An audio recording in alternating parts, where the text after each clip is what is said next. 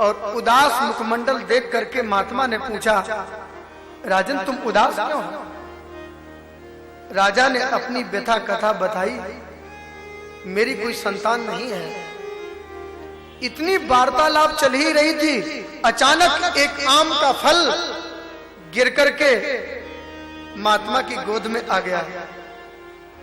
महात्मा ने वो फल ब्रहदर्थ राजा को दे दिया, जाओ ये फल अपनी रानियों को खिला देना, आपको पुत्र रत्न की प्राप्ति होगी। ब्रहदर्थ ने आकर के उस फल के 2 भाग किए और रानियों को खिला दिया। जब उन रानियों ने बालकों को जन्म दिया तो आधे खंड वाले कटे हुए शिशु पैदा हुए, आधा धड़ अलग आधा अलग।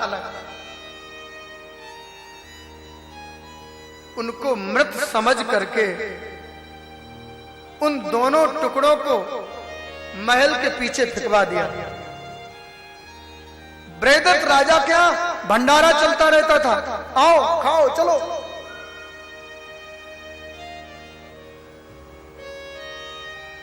जरा नाम की राक्षसी वो प्रतिदिन आती थी राजा ब्रहदर्थ के यहां। जो भोजन का उच्छिष्ट होता था उसे पाकर के चली जाती थी। ब्रहदर्थ राजा ने उसका कभी अपमान नहीं किया। एक दिन वो महल के पीछे उच्छिष्ट को खा रही थी,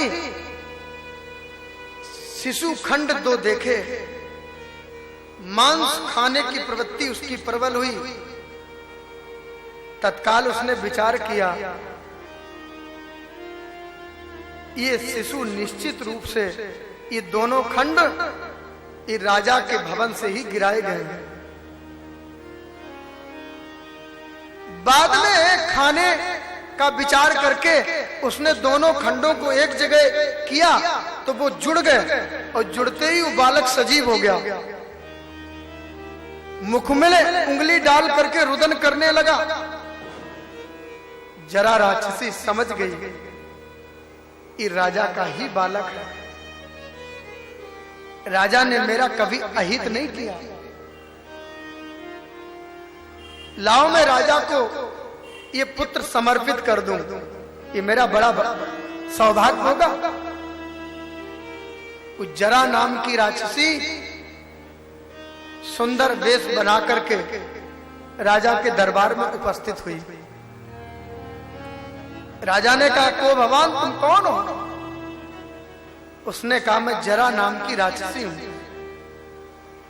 और जो खंड आपने भवन के पीछे फिटवाया, जिन्हें मृत समझ करके मेरे मिलाने से वो जीवित हो गए। ये बालक आपका ही, आप इसे स्वीकार करो। आपने अनजान में भी मेरा कभी अपमान नहीं किया। आज मैं आपको पुत्रवान बना करके ये मैं सौभाग्य प्राप्त करना चाहती हूं। राजा प्रसन्न हो गए, बालक को स्वीकार किया। जरा नाम की राक्षसी के द्वारा संधि होने के कारण राजा ब्रहदर्थ ने उस पुत्र का नाम जरासंध रखा। इसने शिव की तपस्या की, इसे वरदान प्राप्त हुआ, युद्ध में कभी परास्त नहीं होगा, देव दानव इसे कोई हरा नहीं सकते। भगवान कृष्ण ने वृतांत बताया, प्रभु तो इसे कैसे परास्त किया जाएगा? बोले चिंता ना करो, बोलो जय श्री कृष्ण। अर्जुन बोले, जब वासुदेव कृष्ण मेरे साथ हैं तो संसार का कोई भी कार्य हमारे लिए असंभव नहीं है। हम तो एक निमित्त मात्र हैं, करने वाला तो यही है परमात्मा। भीम और अर्जुन, वासुदेव कृष्ण, ये तीनों चल पड़े जरासंध के नगर की ओर। दोपहर का समय था, भोजन वेला चल रही थी। हाँ, ये तीनों वीर आए। इन्होंने दिन के 12 बजे मेन गेट से नगर में प्रवेश नहीं किया, नगर की प्राचीर तोड़ करके प्रवेश किया। क्यों जी, ये तो उल्टा काम है। दरवाजे से न आना, प्राचीर तोड़ करके प्रवेश करना, ये वीरों के चिन्ह है। बोलो जय श्री कृष्ण। लेकिन वीरता है किस लिए? क्या समाज की सेवा के लिए? वास्तविक वही वीरता है जिससे राष्ट्र की, समाज की सेवा की जाए। बोलो जय श्री कृष्ण। वरना वो वीरता नहीं, उसे तो कायरता कहते हैं। यहां तो इनका प्रयोजन दूसरा है, उनको मृत्यु से बचाना है जो राजा कैद में पड़े हैं। सुखदेव जी कहते राजन, 12 बजे प्रवेश किया, जरासंध को पता चल गया, इन्होंने सुंदर ब्राह्मण का वेश बनाया। ये जो ब्राह्मण साधु का वेश है ना, हाँ, इसे नकली लोग भी धारण कर लेते हैं। बोलो जय श्री कृष्ण।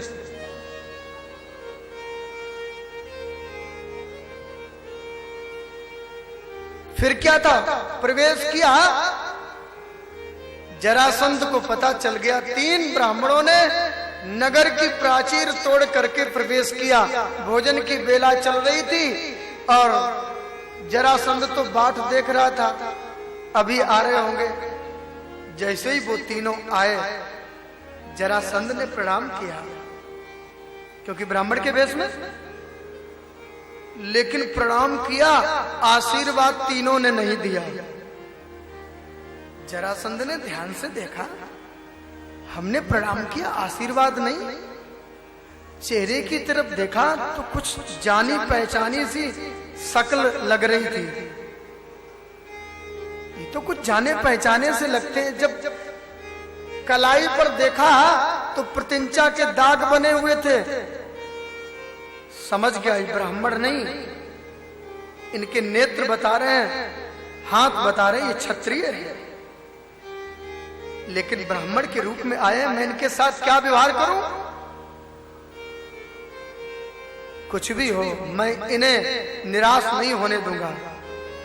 ज्यादा से ज्यादा क्या, मेरे प्राण मांगेंगे वो भी न्यौछावर कर दूंगा। जरासंध का स्वाभिमान जागृत हुआ।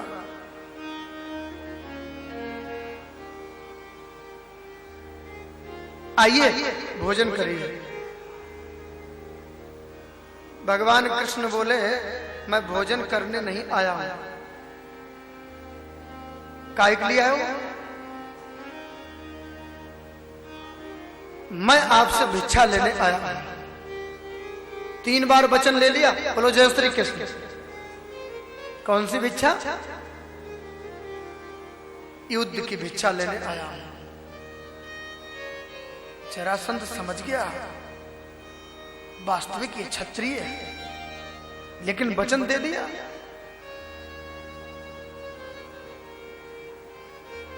ये शकल जानी पहचानी है। बोले, मेरा तो आपसे कोई शत्रुता का व्यवहार नहीं है, आप मुझसे युद्ध की भिक्षा।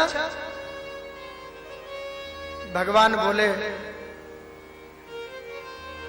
भगवान कृष्ण को वैसे भले ही कोई ना समझ पाए, यदि मुस्कुरा जाए ना तो फिर छुपने वाले नहीं।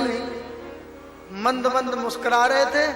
जरासंध समझ रहा था कि ये शकल हमने देखी। बोले, आप कौन हैं? आपसे कभी शत्रुता का व्यवहार नहीं है। युद्ध? द्वारकाधीश बोले, तुम जानते हो ये जो सामने लंबे चौड़े मोटे ताजे खड़े हैं ना, ये भीम है। ओहो, भीम? और ये जो 1.5 हड्डी का है ना, ये पतला पतला, ये अर्जुन है, गांडीवधारी अर्जुन। और मैं आपका पुराना शत्रु वासुदेव श्री कृष्ण हूं। आप हम तीनों में से किसी के साथ युद्ध कर लो। मैं आपसे द्वंद्व युद्ध की भिक्षा मांगने आया हूं। वीर वही है जो ये भिक्षा प्रदान कर दे। आप मना नहीं करेंगे, हम जानते हैं आप तो परम वीर हो।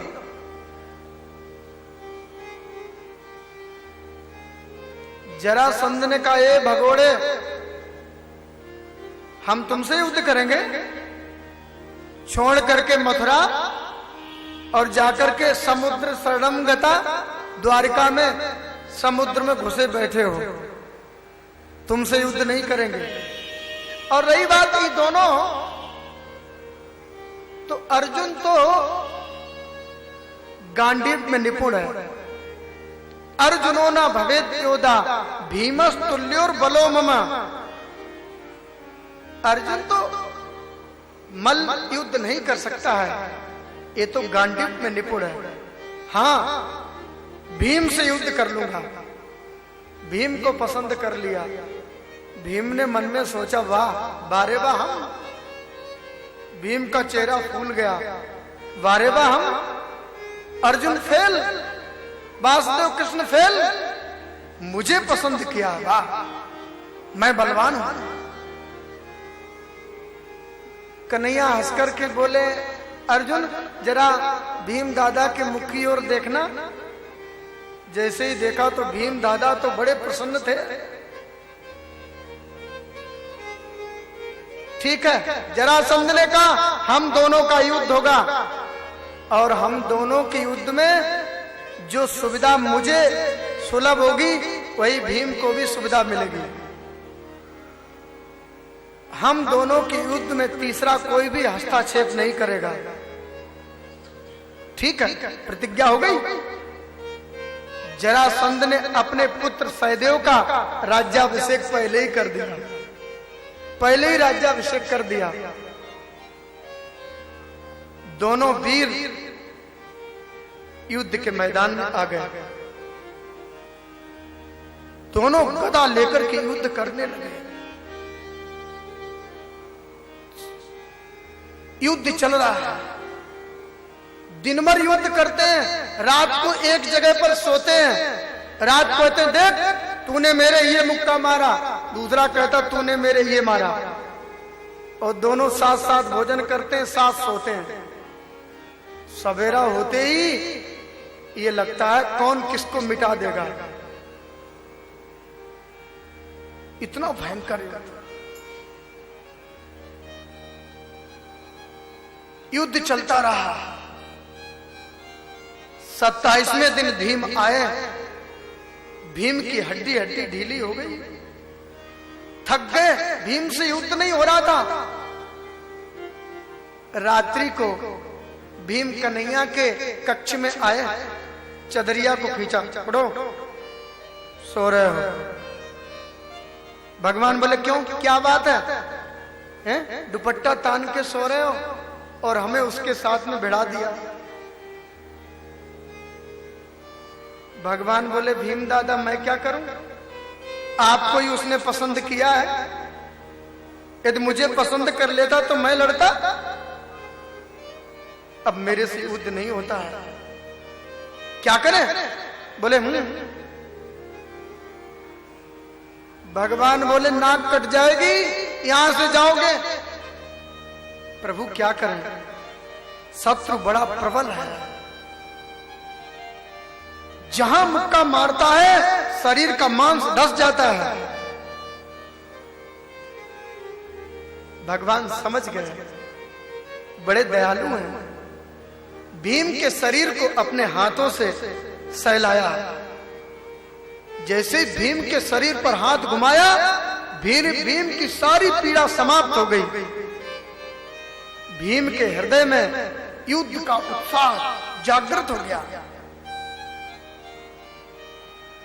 भीम दादा अब तो ठीक हो? प्रभु अभी इस दुष्ट को समाप्त कर दो। भगवान हंसकर के बोले, भीम दादा आप युद्ध तो करते हो, युद्ध करते करते कभी मेरी तरफ भी थोड़ा देख लिया करो, मेरी भी जरा याद रखा करो। भीम बोले, बात मत बनाओ, शत्रु इतना प्रबल है, मैं आपको देखूं कि युद्ध करूं? प्रभु मैं युद्ध तल्लीनता से करता हूं, जब तक मैं आपकी ओर देखेंगे तब तक तो वो काम तमाम कर देगा। भगवान बोले नहीं नहीं, मेरा कोई ये नहीं है, मैं ये चाहता हूं आप मेरी ओर देखें तो मैं शायद आपकी सहायता कर सकूं। आप जानते हो ये बहुत बड़ा बलवान है, ये केवल बल से नहीं, इसके साथ थोड़ा छल भी करना पड़ेगा, क्योंकि भीम को नहीं मालूम था इसका रहस्य। यदि आप मेरी ओर देखोगे तो शत्रु परास्त हो जाएगा। भीम ने कहा जो आज्ञा। युद्ध चल रहा था, भयंकर युद्ध हुआ। भगवान सामने खड़े होकर के एक तिनका लेकर के ऐसे चीर दिया और फेंक दिया। भीम समझ गए, जरासंध को पटका, जकड़ा और जैसे ही चीर करके फेंका वो दोबारा फिर जुड़ गए, फिर युद्ध करने लगे। भीम ने कहा बाप रे, इसको अलग कर देते फिर जुड़ जाता है, ये तो बड़ा कठिन काम है। जैसे चीरे फिर जुड़ जाए। भगवान ने फिर तिनका लेकर के चीरा और विपरीत दिशाओं में फेंक दिया। भीम समझ गए। भीम ने उसका एक पैर अपने पैरों से दबाया, दूसरा लेकर के उठाते चले गए और बीच से चीर गुदता पाट या मांस, जैसे एक गजराज कमल नाल को चीर देता है, चीर करके विपरीत दिशाओं में फेंक दिया। वीर भूमि रक्त से भीग गई। दौड़ करके भीम को गले लगा लिया। अर्जुन बोले श्याम तेरी लीला लखना पर है। प्रभु आपकी लीला कौन जान सकता है? ये जरासंध तो जरा के द्वारा अमर था, आपने तृण के समान इसका उद्धार कर दिया। सारे नगर में सन्नाटा छा गया और ये जरासंध खत्म हो गया। भीम दौड़ पड़े, कारागार के दरवाजे को उखाड़ दिया और राजाओं को मुक्त कर दिया। सभी राजाओं ने आकर के स्तुति की भगवान की। जरासंध का पुत्र सहदेव ने आकर भगवान की स्तुति की, हे प्रभु हमारे पिताश्री धन्य हो गए, आपका धाम उनको प्राप्त हुआ। भगवान ने राजसूय यज्ञ में आने का निमंत्रण दिया और कैदी जो राजा थे उन सबको युधिष्ठिर के यज्ञ में बुलाया। बोलो जय श्री कृष्ण।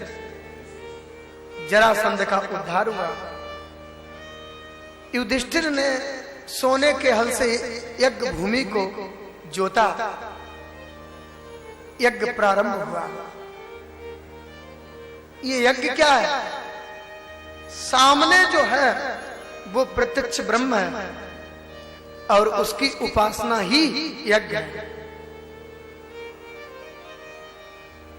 हमारी इतनी सूक्ष्म दृष्टि हो जाए कि बस जहां पर भी हम देखें वो परमात्मा ही नजर आए। ये यज्ञ की महिमा है।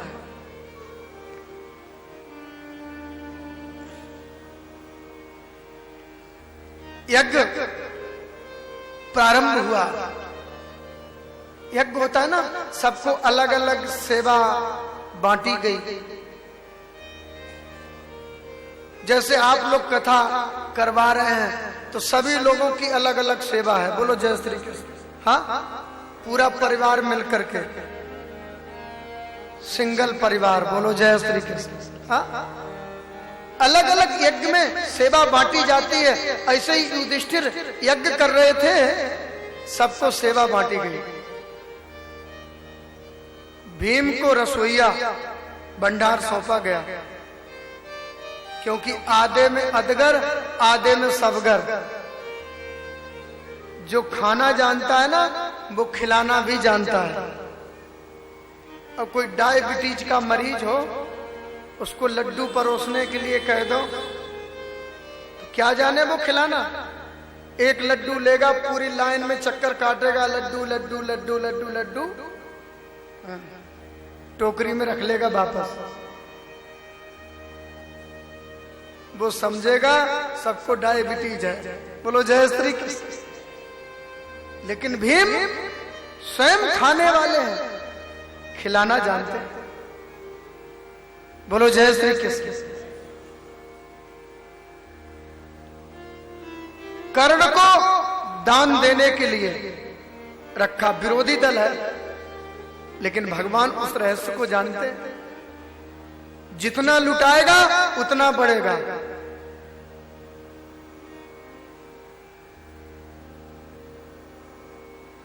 दुर्योधन को जो राशि आ रही थी यज्ञ की, उसे संभालने के लिए कैशियर बनाया। बोलो जय श्री कृष्ण। ये भी विरोधी है, लेकिन भगवान कृष्ण कि ये प्रसन्न हो जाए, वैमनस्यता मिट जाए। सज्जनों, कोयला तो काला रहे, चाहे 10 मन साबुन खाए।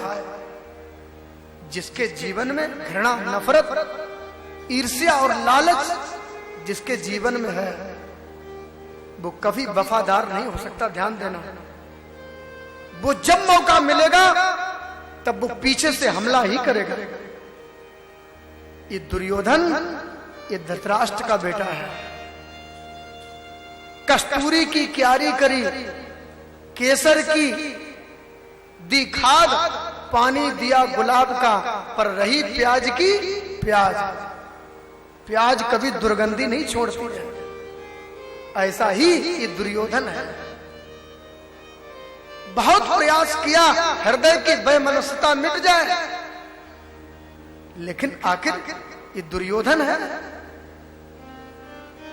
धृतराष्ट्र का बेटा है। आखिर धृत अर्थात कपटी, राष्ट्र अर्थात संपत्ति, जो दूसरे के धन का भी हड़प कर ले, हक को मार ले, उसे धृतराष्ट्र कहते हैं।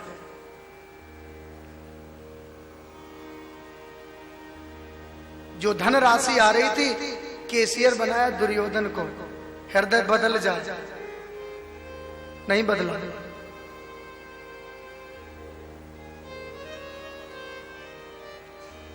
द्रौपदी को परोसने का कार्य सौंपा गया। द्रौपदी को भोजन परोसना बहुत ठीक आता है। हाँ, परोसने की भी एक कला होती है, ठीक है। युधिष्ठिर, जहां लोग आएंगे स्वागत कक्ष में सब राजा से आकर के मिलेंगे ना, आखिर राजसूय यज्ञ है, ठीक है। सभी को कार्य सौंप दिया गया। अंत में भगवान हाथ जोड़ करके बोले, बड़े भैया, अब मुझे भी कोई सेवा मिलनी चाहिए। आप विचार करो, ऐसा परमात्मा कहीं देखने को नहीं मिलेगा। मुझे भी सेवा कुछ चाहिए, आखिर यज्ञ है। युधिष्ठिर के आंखों में अश्रु आ गए। प्रभु, दुनिया में आपको आदेश देने वाला कौन है? आप तो मेरे स्वामी हो, आप तो ऊंचे आसन पर बैठो। नहीं, मुझे तो सेवा करनी है। भगवान बोले, आपके यज्ञ में जो लोग आएंगे उनके चरण मैं धुलूंगा। हाँ,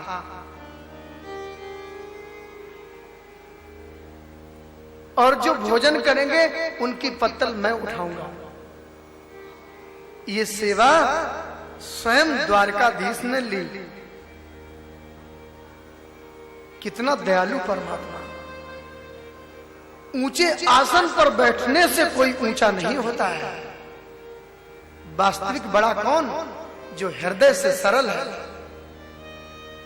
जिसके जीवन में कोई अभिमान नहीं है, जो सभी से प्रेम करता है, जिसके हृदय में करुणा भरी हुई है, वो बड़ा है।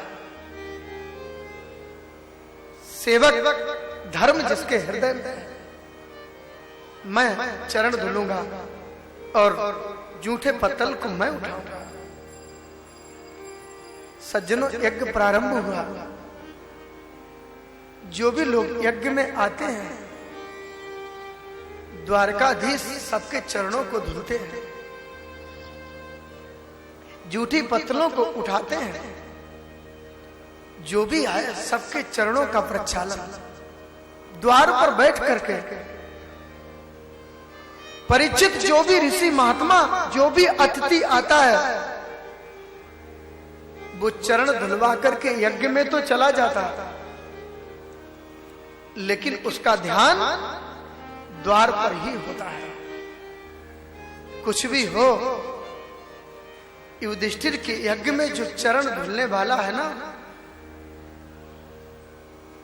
उसको कोई भूल नहीं पाता है। यज्ञ में प्रवेश बाद में करता है, दरवाजे पे ही प्रवेश करने वाले का चित्त हरण हो जाता है, क्योंकि चित्त चोर है। चरण धुल करके भी चित्त को चुरा लेता है। यज्ञ चल रहा है, यज्ञ हुआ। जब बात आई कि यज्ञ में प्रथम पूजन किसका होना चाहिए, इसका होना चाहिए, इसका होना चाहिए, अंत में ऋषियों ने कहा युधिष्ठिर के यज्ञ में प्रथम पूजा का अधिकारी मोर मुकुटधारी है, जो दरवाजे पर बैठ करके सबके चरण धुल रहा है, वही प्रथम पूजा का अधिकारी है। बात आई तो पांडवों का हृदय गदगद हो गया। पांडवों के तो द्वारकाधीश श्री कृष्ण जीवन धन है। दौड़ करके गए, द्वारकाधीश को लेकर के आए और ऊंचे आसन पर बिठा दिया। ये वास्तविक बड़े हैं। चरण धुल रहे थे, चेहरे पर मुस्कुराहट, और ऊंचे आसन पर बैठ गए, तब भी कोई फर्क नहीं। ये वही परमात्मा है जो तिहुकाल एक रस रही, जो तीनों कालों में एक रस में ही रहता है। ये जीवात्मा एक रस में नहीं रहता है। एक घंटे में कितने भाव बदल जाते हैं, लेकिन परमात्मा तीनों काल में एक ही रस में रहता, क्योंकि वो सच्चिदानंद है, विश्व की उत्पत्ति करने वाला है। ऊपर बिठाया, पांडवों ने मिलकर के द्वारकाधीश के चरण धुले। अभी चरण धुल रहे थे, पांडवों ने चरण धुले, पुष्पांजलि समर्पित की। प्रथम उपहार द्रौपदी के सहित युधिष्ठिर ने समर्पित किया। उसी सभा में शिशुपाल बैठा हुआ था। अरे कितनी बड़ी विडंबना! इन ऋषियों के, बड़े बड़े राजाओं के रहते हुए इस कुल कलंक की पूजा, जिसके माता पिता का पता नहीं, जिसके खानदान का कोई पता नहीं। बात बिल्कुल ठीक बोल रहा है। बोलो जय श्री कृष्ण। जो सभी का पिता है वो किसको बनाए? सारा जगत उसी से निकलता है, तो वो किसको खानदानी बनाए? वो सभी का पिता है। ये कुल कलंक, माखन चोरी करने वाला, गैया चराने वाला, जाने क्या क्या बोलने लगा। गिन गिन के गालियां देता जा रहा। पांडव खड़े हो गए, अभी देखता हूं इसे। भगवान ने कहा शांत बैठो। बोलो जय श्री कृष्ण। ये शिशुपाल है ना, श्री कृष्ण की बुआ सर्वा का पुत्र था। जब इसका जन्म हुआ था ना, तो गधे के स्वर में रोता था। हाँ, इसकी